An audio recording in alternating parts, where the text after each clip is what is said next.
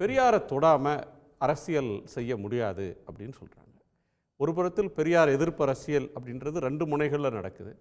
ஒன்று பிஜேபி நேரடியாக இருக்குது, நாம் தமிழர் கட்சியெலாம் இளைஞர்கள்ட்ட ஒரு ஜாதியவாத கருத்துக்களை முன்வைக்கிற நேரத்தில் ஜாதியின் வழியாக தமிழர் யாருன்னு அடையாளப்படுத்துகிறோம்ன்ற கோணத்தில் அவங்க போகிறாங்க.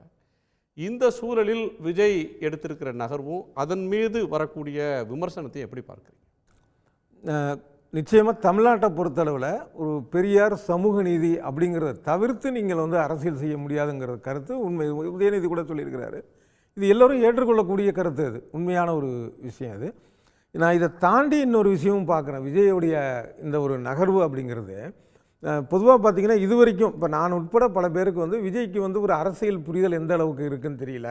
ஏன்னா அவருடைய கூட்டங்கள் இதெல்லாம் பார்த்திங்க அப்படின்னா இந்த நோட்டு புக்கு கொடுக்குற மாதிரி இந்த நகைகள் கொடுக்கறது, மாணவர்களை என்கரேஜ் பண்ணுறது, இப்படி தான் இருக்குது தவிர ஒரு நீட்டை பற்றி அவர் பேசலையே அப்படிங்கிற விமர்சனம்லாம் ரொம்ப இருந்தது. அதுக்கப்புறம் நீட்டை பற்றி பேசினார். இந்த மாதிரி தான் பொதுவாக அவரை பற்றின ஒரு அரசியல் புரியல. திடீர்னு தீரன் சின்னமலை இதுக்கு போய் நீங்கள் மாலை போடுங்கன்னு கட்சியினருக்கு சொன்னார். அப்புறம் அம்பேத்கருக்கு போடுங்க. இப்படி ஒரு பெரிய புரிதல் இல்லாமல் இருந்தது.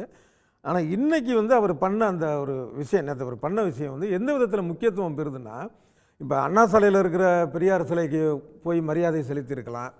இல்லை வீட்டிலேயோ இவருடைய அலுவலகத்திலேயோ ஒரு பெரியார் படத்தை வச்சு அதுக்கான ஒரு இன்னும் சொல்லப்போனால் எனக்கு ஒரு மரியாதைங்கிறத விட பெரியாருக்கு என்ன மரியாதை, பெரியாருக்குங்கிறது ஒரு நன்றி தான் சொல்லணும்.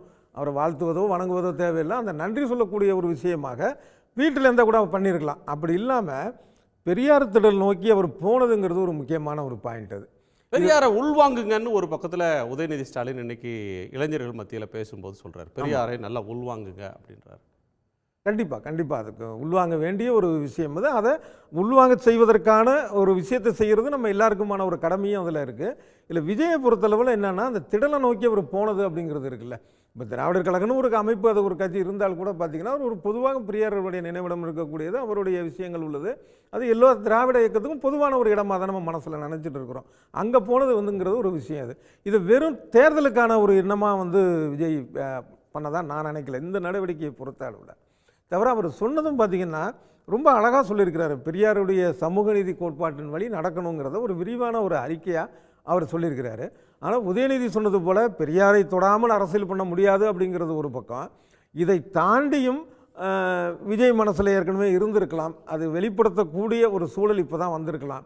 இல்லை இந்த இடைப்பட்ட காலத்தில் அவருக்கான ஒரு கூட இருக்கிறவங்களோ இல்லை அவர் படித்த சில புத்தகங்கள் ஒரு புதிதாக கூட படித்திருக்கலாம். ஏன்னா அவர் ஏற்கனவே பெரியாரை படித்திருந்தால் திரைப்படங்கள் அதை பற்றின ஒரு தாக்கம் வந்திருக்கும். அந்த மாதிரி எதுவும் வரலை.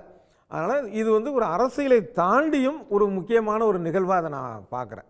இல்லை, பல கட்டங்களில் மூப்பனார் முயற்சி பண்ண காலத்தில் இதற்கு மாற்று திராவிட அரசியலுக்கு மாற்று அரசியல் அப்படின்ற ஒன்று முன்னாடி வந்துச்சு. அதற்கு பிறகு வரக்கூடிய இதில் பிஜேபி சொல்லும்போது கழகங்கள் இல்லாத தமிழ்நாடு, கோட்டை திராவிட கோட்டையாக இருக்காது, கோட்டையில் தாமரையை மலரச் செய்வோம் அப்படின்னு ஆரம்பித்தாங்க. இப்போ மீண்டும் புதிதாக கட்சி தொடங்கி முன்வரக்கூடிய ஒருத்தர் கூட அவர் கட்சி தொடங்குகிற நாளில் கொடி பெயர்லாம் அறிமுகப்படுத்துகிற நாளில் திராவிடம்ன்ற சொல் இல்லை, அவருக்கு இந்த அரசியலை விட்டுட்டு அவர் வேற ஒரு அரசியலுக்கு போகிறாரு அப்படின்லாம் பலரும் பலவிதமான ஊகங்களை சொன்னாங்க.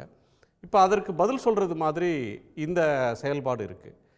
இப்போ ஒரு மாற்று அப்படின்னு பேசுகிறவங்க திராவிடம் அப்படின்ற ஒரு சித்தாந்தத்துக்கு நேர் எதிரான கருத்துக்கள், அது வழக்கொழிஞ்சு போயிடுச்சு, இனிமேல் நாங்கள் களத்தில் நாங்கள் சந்திப்போம் அப்படின்னு பேசின ஒரு சூழலில் ஒரு பாப்புலரான ஒரு நடிகர் இந்த அடையாளத்தை முன்னெடுக்கிறது அப்படின்றது பிஜேபிக்கு செட்பேக்னு பார்க்குறீங்களா? அவங்க விமர்சனத்தை எப்படி பார்க்குறீங்க? ஆமாம், அது பொதுவாகவே காலங்காலமாகவே அது மாதிரி உண்டு. எப்படின்னா திராவிட அரசியலுக்கு மாற்றான ஒரு விஷயம் அப்படிங்கிறது நீங்கள் சொன்னது போல் காலங்காலமாக இருக்குது.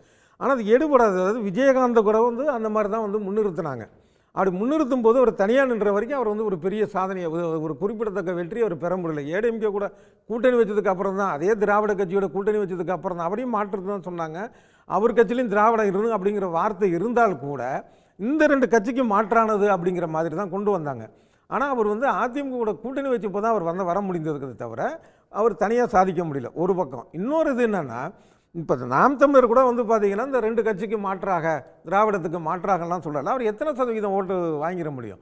இப்போ அவருடைய கட்சியோட நிலைமையே நம்ம பார்த்தோம் அப்படின்னா பஸ் ஸ்டாண்டு பக்கத்தில் இருக்கிற டீ கடை மாதிரி தான். அங்கே அந்த பல கடையில் வந்து பஸ் ஸ்டாண்டு பக்கத்தில் வந்து பார்த்திங்கன்னா அது வந்து ஒரு தரமாக, எல்லா கடையும் இல்லை, பல கடைகள் வந்து தரமாக இருக்காது. என்னென்னா அது ஒரு பிஸ்னஸ் டேக்டிக்ஸ், அது ஒரு ஃப்ளோட்டிங் பாப்புலேஷன் தானே.